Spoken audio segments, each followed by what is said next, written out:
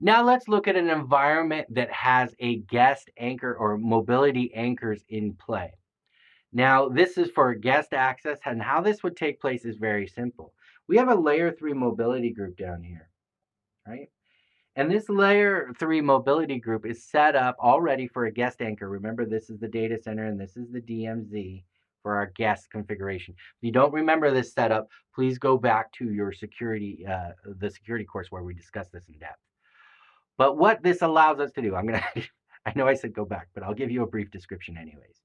What this allows us to do is tunnel traffic from our AP, from one wireless controller, LAN controller we're connected to, tunnel it back to this guest anchor so that the guests are not traversing this network at all, right? They're not in our campus architecture. They're tunneled directly to the wireless LAN controller guest anchor that's right there in our DMZ or right there for direct internet access, right?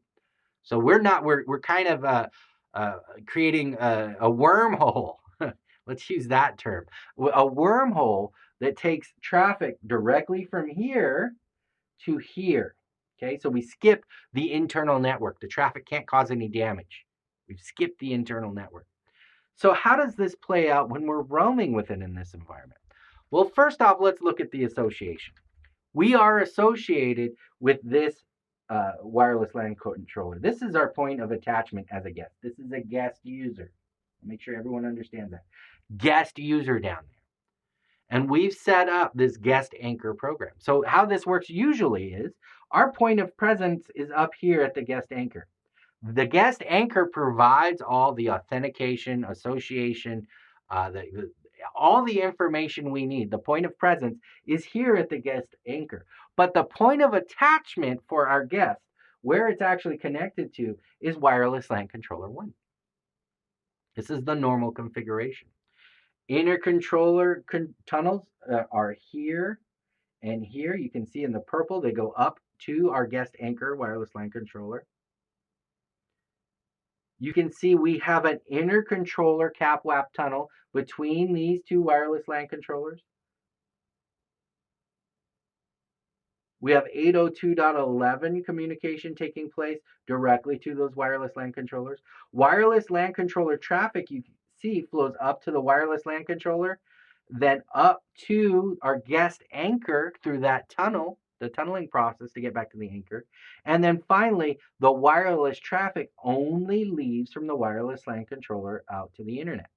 So that's how we save our internal network. It still has to traverse the internal network, but it is encased in a tunnel. Okay, can't get out.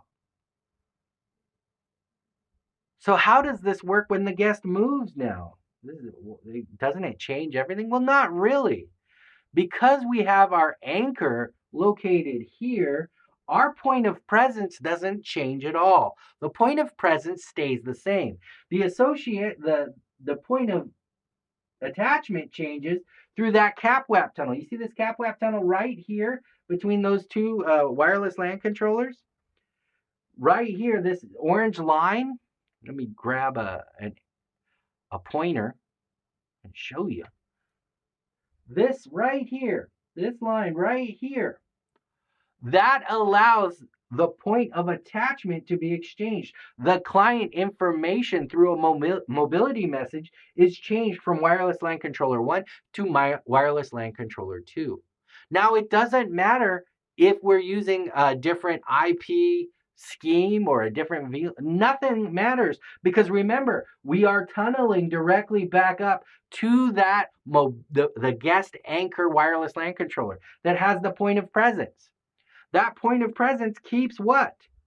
We have our IP address is associated through there. We have all that information for the client. Our authentication, what we're allowed to do, our lease times, all that information is held here in the point of presence. So even though we've moved from one wireless LAN controller to another, even though it was a layer 3 roam, just like before, we don't have to acquire a new IP address because the point of presence is constant in this guest anchor. And our traffic is tunneled from here all the way to here. And then once the traffic hits the wireless LAN controller forwards the traffic directly out at that point. This is for our guest anchor infrastructure.